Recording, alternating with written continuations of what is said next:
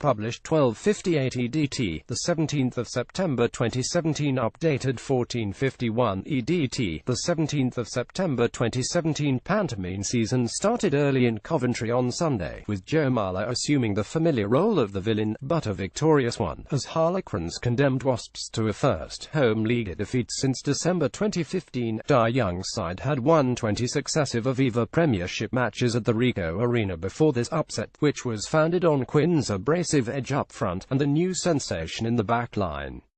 While Marler took the boos of the home fans as the bad guy in this panto drama, the visitors' new sensation, Marcus Smith, played the fated young prince.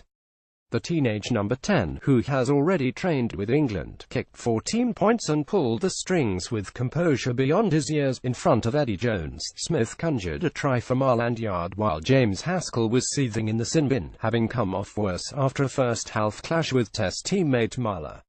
James Haskell top was involved in a skirmish with England teammate Joe Marler on Sunday. Wasps back row Haskell and Harlequins prop Marler didn't see eye to eye in the first half. Haskell was left incensed when Marler pulled at him scrum cap, causing this spat on the floor after being split apart. Things intensified when Marler squirted a water bottle in Haskell's face that saw Haskell see red once again as he put his hands around the prop's throat. Haskell's actions saw him sent to the sin bin, while Marler avoided any punishment. Quinn's Lions loose hid is known for being provocative on occasions, and he was at it again in the 20th minute, pulling at Haskell's scrum cap before the flanker hurled him to the floor.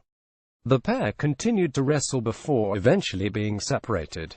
When Haskell tried to walk off, Marler, who had already thrown his headgear away, squirted his rival in the face with water from a bottle he was holding, and Haskell erupted angrily, grabbing him around the neck and throat with both hands. After reviewing the footage, referee Andrew Jackson showed a yellow card to Haskell, who furiously protested before storming off. For then on, Marler was the subject of constant derision from the stands, not that it unsettled him in the slightest. Young later expressed concern about the handling of the flashpoint, saying, "What you want from referees is consistency, and I've got to be honest, I thought he was consistent. He gave us nothing all game, and that's all you can ask for really. If someone rips your hat off and squirts water in your face, what do you expect?" I thought it was very harsh on Hask.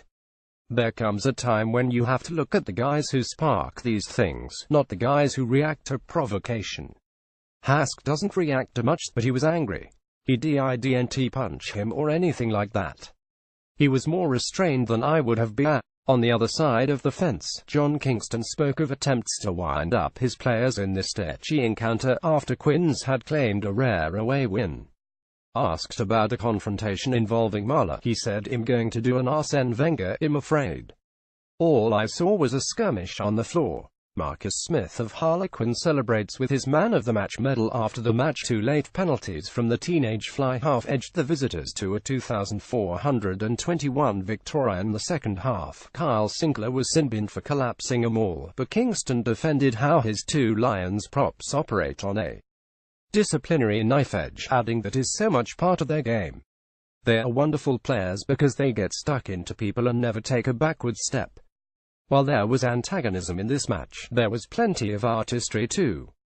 The host surged in front with a slick try in the 14th minute, as Marky Watson burst into space on the right before Willie LaRoue's inside pass sent Christian Wade over the line.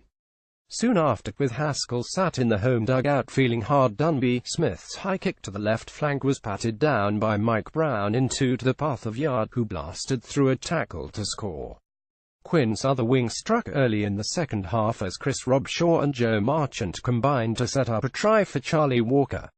Wasps pack drove over from a line-out for Tom Cruise to score while Sinclair was in the bin, and a Danny Cipriani penalty put his side 2,118 up before his deliberate knock-on allowed Smith to level the scores. 8 minutes from time, another Smith penalty edged the visitors ahead. Unfazed by the high-pressure situation, he was running the show at the end, guiding the visitors deep into enemy territory and bossing around senior teammates. So the panto finished with the young prince adorned in a medal as man of the match, and Marler vilified but victorious. Marland Yard was one of Harlequin's try scorers as they inflicted a home defeat on Wasps.